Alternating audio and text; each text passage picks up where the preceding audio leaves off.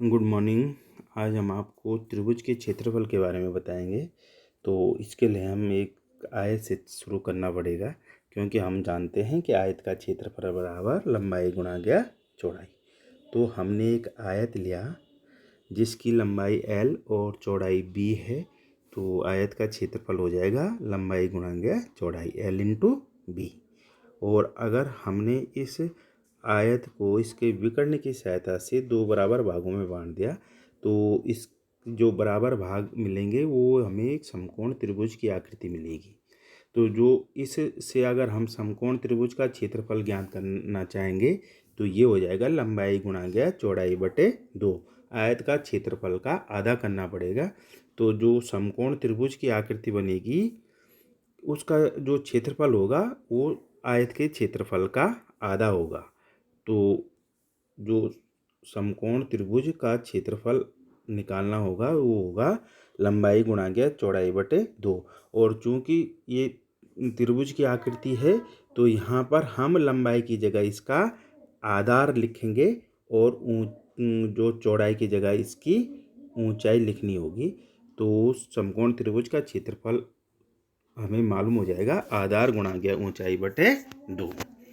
अब इसके बाद हम आपको एक समांतर चतुर्भुज की आकृति की ओर ले चलते हैं कि आपके पास एक समांतर चतुर्भुज की आकृति है जो आप देख पा रहे हैं।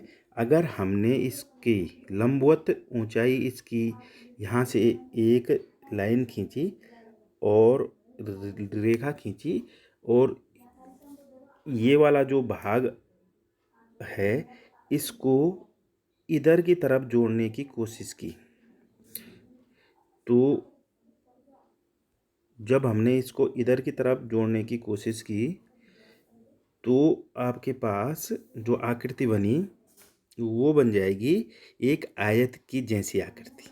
यहाँ पर आप देख रहे हैं कि इसके बाद जो आकृति बन रही है वो आयत जैसी आकृति बन रही है इसको जोड़ने के बाद। तो हम जानते हैं कि आयत का क्षेत्रफल बराबर लंबाई गुणा गया चौड़ाई। लेकिन ये समांतर चतुर्भुज है तो यहाँ पर हम लंबाई की जगह इसको लिखेंगे आधार, लंबाई की जगह आधार लिखेंगे और चौड़ाई की जगह संगत ऊंचाई। तो समांतर चतुर्भुज का जो क्षेत्रफल हो जाएगा वो हो जाएगा आधार गुणा गया संगत ऊंचाई B इंटू H। और अब हमने इससे त्रिभुज का क्षेत्रफल ज्ञात करना है। तो चलिए देखते हैं। अब हम जान रहे हैं कि समांतर चतुर्भुज का जो क्षेत्रफल होगा वो आधार गुणा गया संगत ऊंचाई होगा B इंटू H।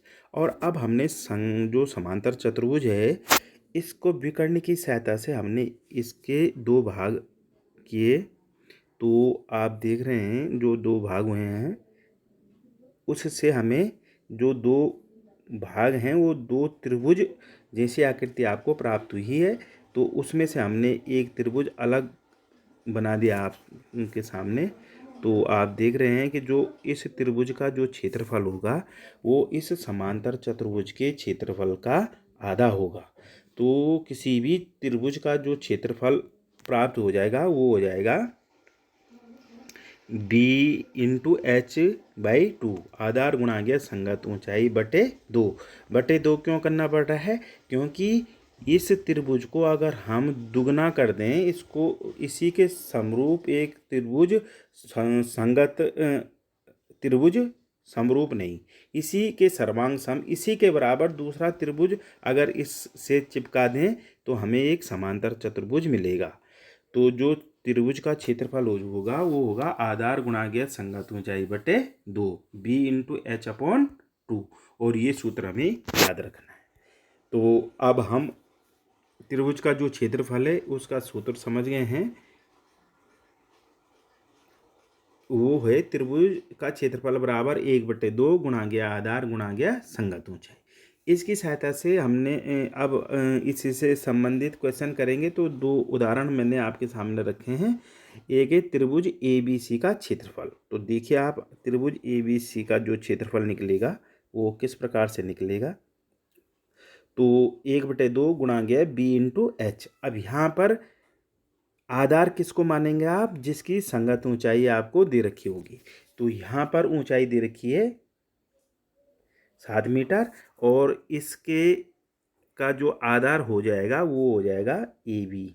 इसी जो संगत ऊंचाई, जिस आधार की संगत ऊंचाई दे रखी होगी, उसी आधार को हम लेंगे। तो ये हो जाएगा 1/2 गुणा गया 10 मीटर गुणा गया 7 मीटर। तो 10 गुणा गया 7/2, और मीटर का गुणा हो जाएगा मीटर स्क्वायर, और 2 से 10 को काट दिया तो 5 गुणा गया 7 मीटर स्क्वायर, तो 35 मीटर स्क्वायर। आप कर सकते हैं बहुत आसानी से। और इसके साथ एक अन्य उदाहरण दे रखा है। आपके पास एक त्रिभुज PQR है, जिसमें PQ का मान दे रखा है आपको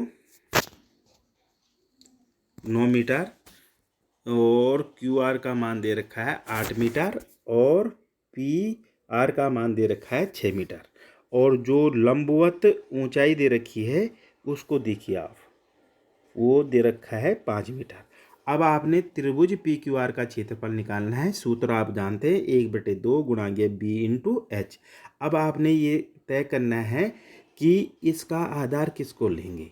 तो हमें संगत ऊंचाई देखनी पड़ेगी, और आप देख रहे हैं कि जो संगत ऊंचाई है इस आधार के की संगत ऊंचाई आपको दे रखी है। तो 1/2 गुणा गया B की जगह 8 मीटर लिखेंगे, और H की जगह 5 मीटर। 8 मीटर क्यों लिखा?